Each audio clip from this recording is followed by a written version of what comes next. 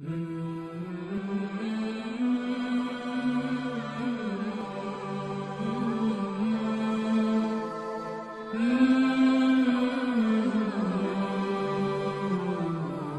آفتاب کی غیر موجودگی اور ماہتاب کی موجودگی میں رات کے خوابیدہ لمحات میں اندھیرا اور اجالا آپس میں ہم کلام ہوتے ہیں، تو جہاں لوگوں کی کثیر تعداد اپنی اپنی خوابگاہوں میں خواب خرگوش کے مزے لے رہی ہوتی ہے، وہاں کچھ افراد ایسے بھی ہوتے ہیں جو رب وحدہ لا شریک کی بارگاہ میں سجدہ ریز ہو کر دعا و التجا کے ہم رکاب آنسوؤں کے موتیوں کی برکھا برساتے ہیں، دین و دنیا کی فلاح مانگتے ہیں اور ہر مرض کے لیے شفا طلب کرتے ہیں، اپنے اعمال و افعال پر شرمندگی کا اظہار کرتے ہوئے بندگی کی پوری شدت و حدت کے ساتھ کوشش و کاوش کرتے ہیں، اور پھر جب رب رحیم کی رحمت و شفقت جوش میں آتی ہے تو طلب سے بھی سوا ملتا ہے۔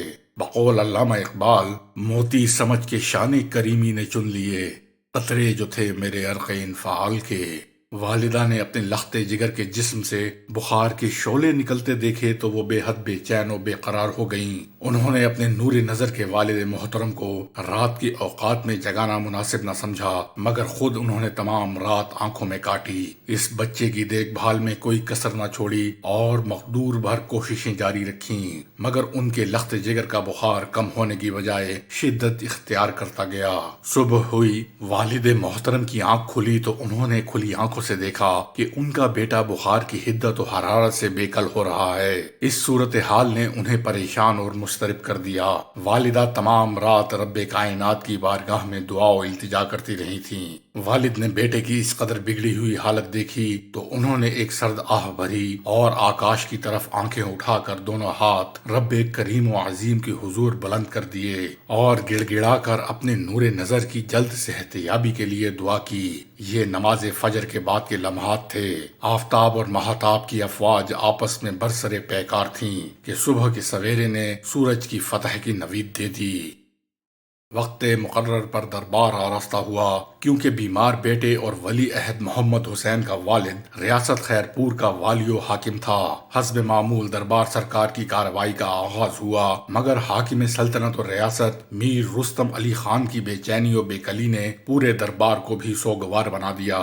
جس درباری نے بھی ولی عہد ریاست محمد حسین کی بیماری کا سنا، وہ غم زدہ اور افسردہ ہو گیا۔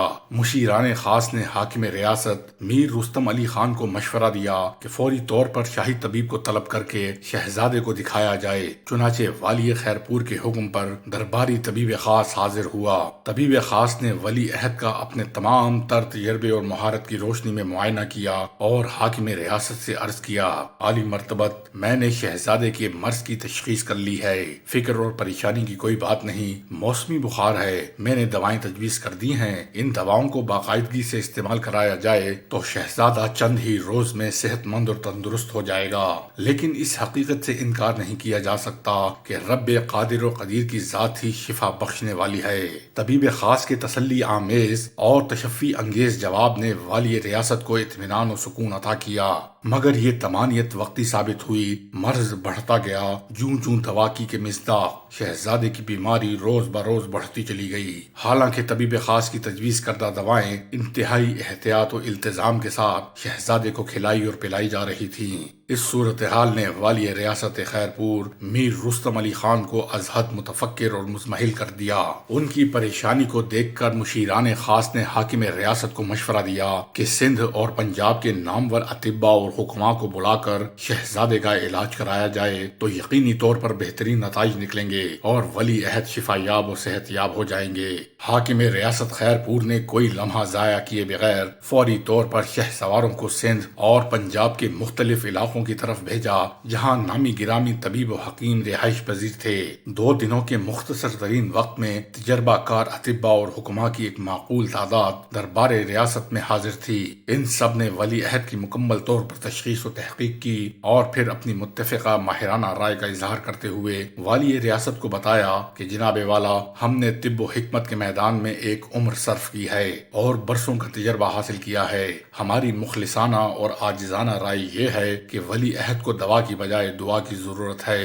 ولی عہد کی بیماری اب اس نہج پر پہنچ چکی ہے کہ تمام دوائیں، تمام جڑی بوٹیاں اپنی افادیت اور اہمیت کھو چکی ہیں۔ اب تو کوئی خدائی معجزہ ہی ولی عہد کو موت کے منہ سے بچا سکتا ہے۔ ہمارا علم اور ہمارا تجربہ مطلقاً جواب دے چکا ہے اور ہم شہزادے کے علاج سے قاصر ہیں۔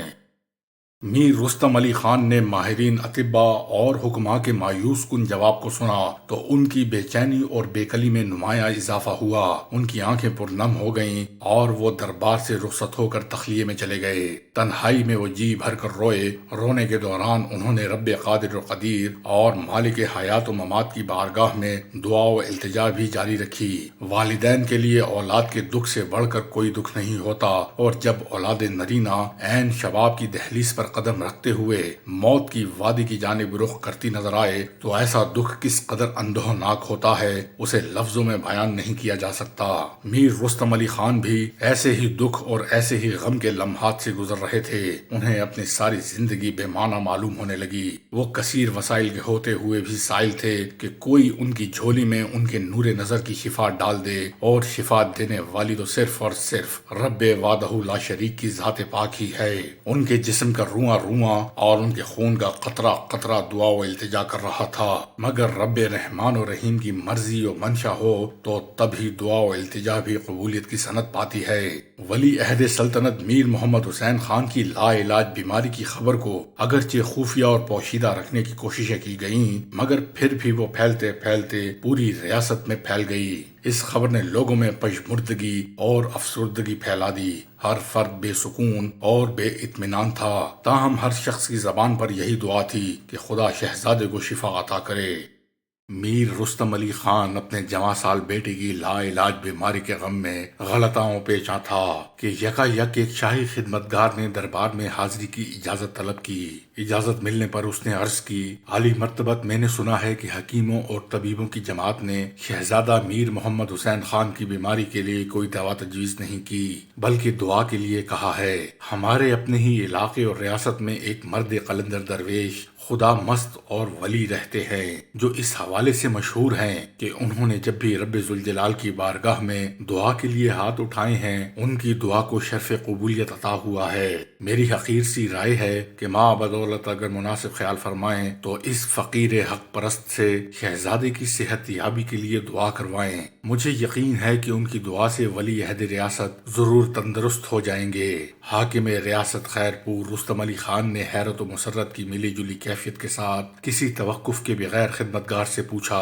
مگر یہ تو بتاؤ کہ وہ مرد قلندر رہتے کہاں ہیں تاکہ ہم ان کی خدمت میں حاضر ہو کر اپنے فرزند کی صحت یابی کے لیے دعا کی درخواست کریں۔ خدمتگار نے میر رستم علی خان سے مخاطب ہو کر کہا، جناب والا، آپ کی ریاست خیرپور کے مضافات میں ایک چھوٹی سی بستی درازن کے نام سے مشہور ہے۔ وہ مرد درویش اسی بستی میں رہائش پذیر ہیں اور ہمہ وقت عبادت اور ریاضت میں مشغول و مصروف رہتے ہیں۔ میر رستم علی خان نے فوری طور پر اس خدمتگار کو حکم دیتے ہوئے کہا، تم اسی لمحے اس بزرگ کے پاس جاؤ اور ان سے ہماری ملاقات کے لیے اجازت طلب کرو تاکہ ہم ان کی خدمت میں حاضر ہو کر دعا کی درخواست کر سکیں۔ حکم ملنے کی دیر تھی کہ خدمتگار دوڑا ہوا اس وقت کے سکندر مرد قلندر کے پاس پہنچا اور دستپستہ عرض کیا، میں والی ریاست خیرپور میر رستم علی خان کا پیغام لے کر آپ کے پاس حاضر ہوا ہوں۔ وہ آپ سے ملاقات کے لیے ذاتی طور پر حاضر ہونا چاہتے ہیں۔ انہیں حاضر ہونے کی اجازت دی جائے اور یہ بھی بتایا جائے کہ وہ کس دن اور کس وقت حاضر ہوں۔ درویش خدا مست نے شاہی خدمتگار کی بات سن کر پہلے تو کچھ دیر خاموشی اختیار کیے رکھی، پھر اس سے مخاطب ہو کر قدرے زوردار لہجے میں کہا، میاں کیا بات کرتے ہو؟ کیا کبھی امیروں کی حویلی میں درویشوں کو جاتے دیکھا ہے یا کبھی امیروں کو درویشوں کے ڈیرے پر آتے سنا ہے؟ بادشاہوں کو فقیروں سے ملاقات کی کیا ضرورت پڑ گئی؟ محلات میں رہنے والے تختشین اب جھونپڑیوں میں آئیں گے کیا؟ یہ بھی رب قادر و قدیر کی قدرت کا ایک نرالا رنگ ہے۔ اتنا کہہ کر وہ درویش خدا مست ایک بار پھر خاموش ہو گئے۔ شاہی خدمتگار انتہائی ادب و احترام کے ساتھ کھڑا رہا۔ تھوڑی دیر بعد درویش نے خاموشی توڑی اور پرزور آواز میں اللہ اکبر کا نعرہ بلند کیا، پھر شاہی خدمتگار سے مخاطب ہو کر کہا، ریاست کا حاکم اگرچہ ہم سے ملنا چاہتا ہے، مگر ہم اس سے ملیں گے تو ہو سکتا ہے کہ ہم میں بھی شہانہ خوب بو آ جائے۔ یہ یہ چیز ہمیں راست نہیں آئے گی اور ہماری طبیعت خراب ہو جائے گی۔ شاہی خدمتگار نے اب درویش خدا مست سے اجازت طلب کی اور واپس جانے لگا تو راستے میں ایک مجذوب نے اسے روک لیا اور اپنے قریب بلایا۔ خدمتگار کے قریب پہنچنے پر مجذوب نے اس سے رازداری کے انداز میں کہا، یاد رکھو مخدوم انکار کرتے رہیں گے، وہ کچھ نہیں کر سکتے اور وہ کچھ بھی نہیں ہیں، مگر اپنے حاکم سے کہہ دینا کہ وہ مخدوم کے انکار در انکار کے باوجود ان کے دامن سے لپٹا رہے اور درخواست کرتا رہے۔ اگر وہ مخدوم کے انکار سے اپنے تقاضے کی تکرار سے رک گیا تو دامن مراد خالی لے کر واپس جائے گا۔ اسے کہنا کہ وہ یہاں ضرور آئے اور اپنی درخواست پر اصرار کرے۔ شاہی خدمتگار نے دربار میں پہنچ کر تمام صورتحال والی ریاست میر رستم علی خان کو آگاہ و آشنا کیا اور مجذوب کی نصیحت بھی بتائی۔ میر رستم علی خان نے شاہی خدمتگار کی زبانی تمام صورتحال سے آگاہی حاصل کی تو وہ عجیب مخمسے میں پڑ گیا۔ کافی دیر سوچتا رہا۔ اس حوالے سے اس نے کسی مشیر یا وزیر سے کسی قسم کا کوئی مشورہ طلب نہ کیا اور شاہی خدمتگار کو بھی منع کر دیا کہ وہ اس بات کا ذکر کسی سے بھی نہ کرے، اور بالآخر میر رستم علی خان نے اس مرد درویش کے پاس جانے کا ارادہ کر لیا، کیونکہ مجذوب کی نصیحت کے الفاظ بار بار اس کے کانوں میں گونجتے تھے کہ جس نے شاہی خدمتگار کے ذریعے اپنے مخدوم سے ملنے اور درخواست کا مشورہ دیا تھا۔ میر رستم علی خان نے اپنے ساتھ وزراء، مصاحبین خاص اور مشیروں کو بھی لیا اور یوں ایک بہت بڑا قافلہ خیر پور کی ریاست کی مضافاتی بستی درازن کی جانب عازم سفر ہوا۔